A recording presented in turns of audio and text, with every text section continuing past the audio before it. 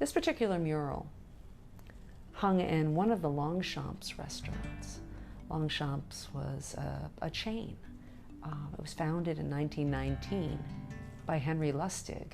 Henry Lustig was a big horse racing fan, and he named it after the famous Parisian race, the Longchamps. He hired a very important designer, Weinhold Rees, and Rees would be hired in the 30s, so we're dating this to sometime in the 30s. He was hired to be the interior designer, so sweeping staircases and giant murals and everything down to the menus. They were all in the Art Deco genre. They all have that look to them. You can check that out online. There's a lot to read about Weinhold Rees. We have great hopes of reuniting a few of these panels. They come from a series called City of the Future, where Rees was imagining New York City in the 21st century. It's a very optimistic view. I love restoring something that we know hung in the city.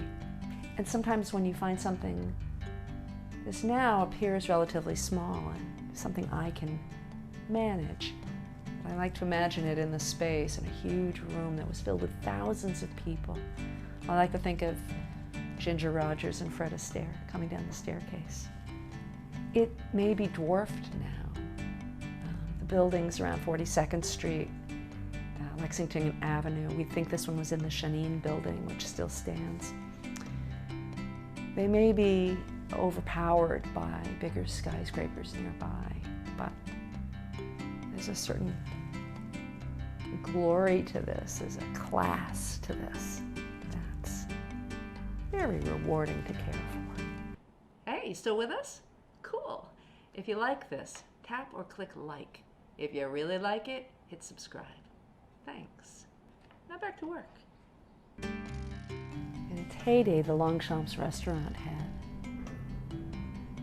one restaurant that could fit over 6,000 people in it. Probably very noisy, probably a lot of fun. I like the idea of the optimism. Planning a restaurant that large after the Great Depression. The can-do spirit, looking way ahead. Optimism. I think this painting would have been on the wall right through World War II.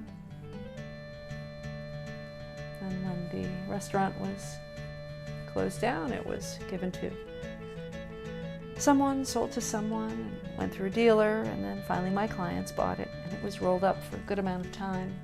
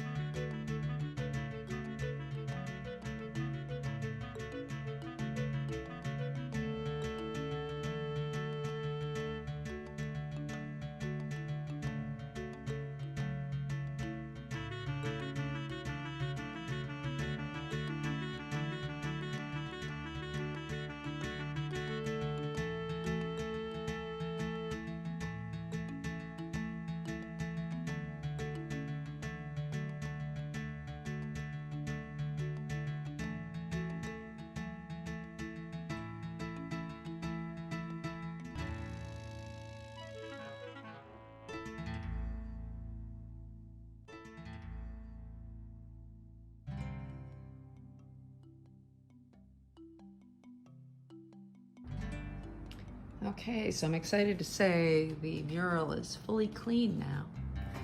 This wonderful mural. What I found was something that is pretty common. This is the area of actual paint loss. See that? Just that. I've removed some overpaint from the previous restorer. What we find is that this overpaint here, which is what I'll be removing, is covering up small areas of loss. Because I know why. When I go to in-paint right here, just cover up the loss, it's tricky. You gotta know your colors. You gotta put them together, you gotta be careful. Sometimes a person might be tempted to just extend out thinner and thinner layers of a color that's close enough, good enough, and they get a little carried away and they come out further than the actual area of loss. That's why I have to remove that so I can get down to what's really missing and try to stay right within those lines. I want to leave less of me behind, as little of me as possible.